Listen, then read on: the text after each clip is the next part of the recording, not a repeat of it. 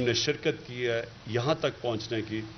میں آج اپنی قوم کی طرف سے آپ سب کو خراج تحسین پیش کرتا ہوں. ایک ایشو رہ گیا مہنگائی کا، اور مہنگائی کا بڑا سب سے زیادہ تکلیف دہ ایشو اس لیے ہے کہ عام آدمی کی زندگی متاثر ہوتی ہے اس سے، اور وہ بھی کھانے پینے کی چیزوں میں. تو یہ بھی ایک ہمارے لیے بڑا چیلنج رہا ہے. اس کے اندر بھی ہم نے کئی چیزیں سیکھی ہیں، اور آپ اس میں بھی دیکھیں گے کہ آہستہ آہستہ انشاءاللہ اس کے اوپر بھی ہم قابو پا جائیں گے. اس میں جو سب سے بڑا مسئلہ ہمیں ہوا وہ یہ کہ پاکستان جو اب تک کھانے پینے کی چیزیں ایکسپورٹ کرتا تھا، وہی پاکستان کو اب چیزیں امپورٹ کرنی پڑ گئی ہیں. ہماری آبادی اتنی تیز بڑھ گئی ہے کہ اس کے باوجود کہ ہم نے ریکارڈ 3 فصلیں پاکستان کی تاریخ میں ریکارڈ تھیں، چاول، مکئی اور گندم، اور جو گنا تھا وہ سیکنڈ ہائیسٹ تھا پاکستان کی تاریخ میں جو اس باری پروڈکشن ہوئی ہے. اس کے باوجود ہمیں امپورٹ کرنا پڑتا ہے کیونکہ ہماری آبادی اتنی تیزی سے پھیل چکی ہے اور اتنی بڑھ چکی ہے کہ ہم انفارچونیٹلی ہم اب امپورٹر بن چکے ہیں. اس کے لیے بھی آپ کے لیے آپ ایگریکلچر کے لیے ایک نیا پلان لے کے آ رہے ہیں. پروڈکٹیوٹی اب بڑھائیں اپنے ایگریکلچر سیکٹر کو. ہم نے ریئلائز کیا ہے کہ جب تک ہم اس کے اوپر اب توجہ نہیں دیں گے، آگے یہ مزید اور پرابلمز آتے رہیں گے. ہم اپنے لوگوں کے لیے اتنا نا اناج پیدا کر سکتے ہیں، تو اس کے لیے ہمیں اور زیادہ ایگریکلچر کے اوپر، پروڈکٹیوٹی کے اوپر کام کرنا پڑے گا، اور وہ ہم کر رہے ہیں. سوائے چاول کے گندم ہمیں امپورٹ کرنی پڑی، ہمیں دالیں امپورٹ کرنی پڑتی ہیں. ہمیں جو سب سے بڑا مسئلہ ہے کوکنگ آئل، ایڈیبل آئل، وہ اب ہمیں امپورٹ کرنا پڑتا ہے. تو یہ جو ساری چیزیں ہم امپورٹ کرتے ہیں، اس کا انفارچونیٹلی جیسے اور ساری دنیا میں ان کی قیمتیں اوپر چلی گئی ہیں. میرے خیال میں آپ کو یہ بتا سکیں گے، خسرو آپ بتا سکیں گے کہ ان ساری چیزوں کی کموڈیٹیز میں پچھلے 40 سال میں ان کی قیمتیں انٹرنیشنلی سب سے زیادہ بڑھی ہیں. تو یہ ہمارے لیے مسئلہ ہے. دوسرا ہمارا پرابلم یہ ہے کہ ہمارا جو کسان اگاتا ہے اپنی پیداوار ہوتی ہے، اور اس کے اندر اور جو ریٹیل میں بہت بڑا فرق ہے. اور اس کے لیے بھی اب ہم نے ایک نئی سسٹم لے کے آئے ہیں، اور یہ چائنیز کرتے ہیں اب یہ کہ انہوں نے ورچوئل مارکیٹس بنا دیے ہیں کہ جو کسان کو ڈائریکٹلی ریٹیلر کے ساتھ انہوں نے کنیکٹ کر دیا ہے. تو بیچ میں اتنا زیادہ پروفٹ مارجن رہی ہے اب تک، تاکہ جو بیچارہ کسان کو پیسے بھی پورے نہیں ملتے، اور ادھر دوسری طرف جو کہ شہر میں اور جو چیزیں خریدتے ہیں وہ بہت زیادہ اس کے اندر پروفٹ 300 400 500% پروفٹ مارجن ہے. تو اس کے لیے بھی اب ہم یہ جو بیچ میں گیپ ہے یہ اس کے لیے پورا پلان کر رہے ہیں. یہ ہمارا اصل مسئلہ جو رہا ہے ابھی بھی ہے مہنگائی کا. اس کے لیے ایک بڑا زبردست پروگرام آ رہا ہے. وہ آپ کو ایک احساس پروگرام ہے. ثانیہ نشتر نے پورا 90% سارا ڈیٹا پاکستان کا اکٹھا کر لیا ہے.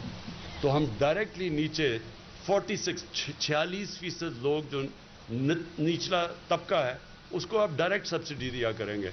یہ ایک بالکل ایک ریولوشنری چیز ہے. اور وہ آپ کو باقی تو شوکت طریق نے بتا ہی دیا کہ جو ہماری ایک 4 ملین ہاؤس ہولڈز کو، جو غریب ہاؤس ہولڈز ہیں، ان کے لیے ہم ایک گھر کے لیے کیا کیا کریں. یہ بھی ریولوشن ہے انشاءاللہ، یہ آپ دیکھیں گے انفولڈ ہوتے ہوئے.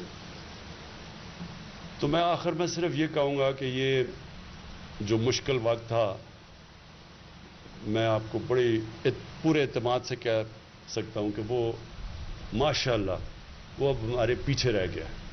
آگے اب آپ کو امپروومنٹس اور ریفارمز نظر آتی رہیں گی. کیونکہ جب ریفارمز کا مطلب کیا ہوتا ہے؟ ریفارمز کا مطلب ہی یہ ہوتا ہے کہ جب آپ چینج لے کے آتے ہیں تو کوئی لوگ جو کہ ایک سسٹم سے فائدہ اٹھا رہے ہوتے ہیں وہ ریزسٹ کرتے ہیں. تو وہ ہر قسم کی ریفارم کو روکنے کے لیے ہر حربہ استعمال کرتے ہیں، جس کو مافیاز کہتے ہیں. مافیاز وہ ہوتے ہیں جو ایک سسٹم کا فائدہ اٹھا رہے ہوتے ہیں ایک کرپٹ سسٹم سے، تو وہ اس کو اپنی پریولیجز کو پروٹیکٹ کرنے کے لیے ساری کوشش کرتے ہیں. تو جب آپ کے پاس ایک اسٹرانگ گورنمنٹ نہیں ہوتی، وہ اس کے لیے ریفارم کرنا بہت مشکل ہوتا ہے کیونکہ ہر جگہ ریزسٹنس ملتی ہے.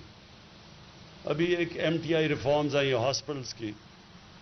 اب یہ گورنمنٹ ہاسپٹل ٹھیک ہو ہی نہیں سکتے جب تک یہ ریفارم نہیں ہم کرتے. وہ کیوں، وہ سمپل میں ذرا آپ کو صرف سمجھانا چاہتا ہوں کہ تاکہ آپ کو سمجھ آ جائے کہ کس طرح کے پرابلمز آ گئے. اب ہمیں 3 سال میں 2 مہینے کم رہ گئے ہیں. کوشش کرتے رہے ہیں MTI ریفارمز کرنے کے لیے، یعنی ہاسپٹل ریفارمز کے لیے، لیکن اتنی ریزسٹنس ہے اس کے اوپر. اور یہ کیا کرنے کی کوشش کر رہے ہیں کہ گورنمنٹ ہاسپٹل کو وہ مینجمنٹ سسٹم مل جائے جو پرائیویٹ ہاسپٹل میں ہے، یعنی سزا اور جزا ہو جائے جو کہ پرائیویٹ ہاسپٹل میں. کیوں پرائیویٹ ہاسپٹل بہتر علاج کرتا ہے، وہاں اگر کوئی کام کرتا ہے تو اس کو پروموشن ملتی ہے، جو نہیں کرتا اس کو نکال دیتے ہیں. گورنمنٹ ہاسپٹل میں یہ نہیں ہے.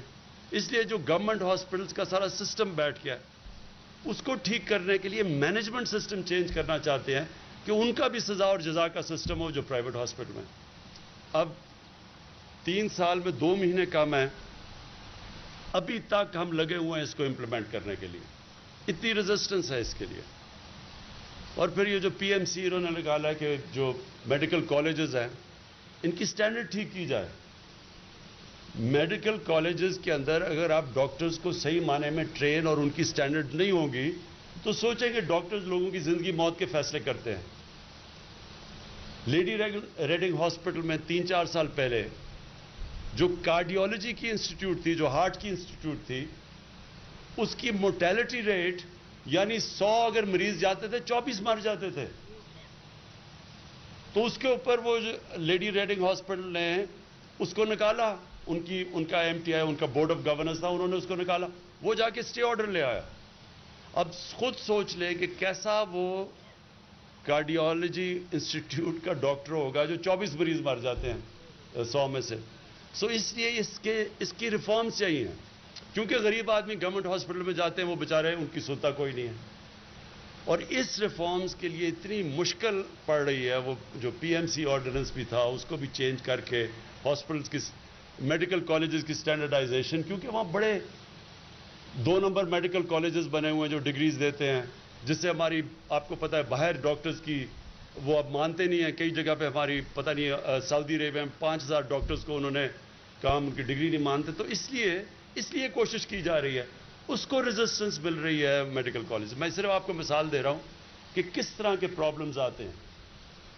اور یہ جب آپ ریفارم کرنے جاتے ہیں، یا تو ایک ہی سسٹم چلاتے جائیں کوئی فرق نہیں پڑتا، لیکن جب آپ ریفارم کریں گے، ریفارمز کے لیے ایک مضبوط گورنمنٹ کی ضرورت ہے. اور مجھے خوشی یہ ہے کہ جو ہمارا سب سے بڑا ہمارے اگینسٹ شروع سے انہوں نے کہا نااہل گورنمنٹ ہے اور اس کو سمجھ نہیں ہے اور ان کو کچھ نہیں ہے. گورنمنٹ کی اس وقت اکنامک پرفارمنس ہے. اگر آپ ایویلیویٹ کریں ساری دنیا کے اندر ملکوں میں جو کہ کرونا کے سچویشن سے گزری ہیں، ان کی کمپیریزن کریں، آپ کو حیرت ہوگی کہ پاکستان ان چند ملکوں میں سے ہے جو کرونا کے باوجود جس نے 4% گروتھ ریٹ، اور بڑے مشکل وقت میں 4% جس کی آج گروتھ ریٹ ہے. تو میں آپ کا پھر سے آج آپ کو خوش آمدید کہتا ہوں یہاں. اور آپ کا یہ جو 3 سال میں 2 مہینے رہ گئے ہیں، اس میں جو بھی آپ نے ہر سچویشن میں، مشکل وقت میں، ووٹ آف کانفیڈنس میں، ہر جگہ جب آپ کھڑے ہوئے ہیں، آپ سب کا بھی شکریہ کرتا ہوں. اور اپنے ایلائز کا، خاص طور پہ میں اپنے ایلائز کا شکریہ ادا کرنا چاہتا ہوں. ہر مشکل وقت پہ آپ ہمارے ساتھ کھڑے ہیں. بہت بہت شکریہ.